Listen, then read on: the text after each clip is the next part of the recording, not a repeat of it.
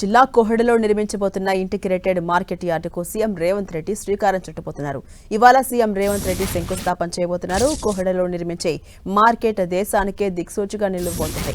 అంతర్జాతీయ ప్రమాణాలతో కోహెడ పండ్ల మార్కెట్ను ప్రభుత్వం ఏర్పాటు చేయబోతుంది. రైతులకు, వ్యాపారులకు, వినియోగదారులకు అందుబాటులో ఉండే విధంగా అన్ని సౌకర్యాలతో కూడిన ఏర్పాట్లు ఇంటిగ్రేటెడ్ మార్కెట్లో ఉండబోతున్నాయి.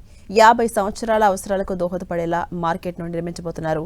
నూతన టెక్నాలజీతో పాటు అత్యుత్తమ ప్రమాణాలతో మార్కెట్ను తీర్చిదిద్దబోతున్నారు. ఇక సీఎం టూర్ నేపథ్యంలో అధికారులు అన్ని ఏర్పాట్లు చేశారు.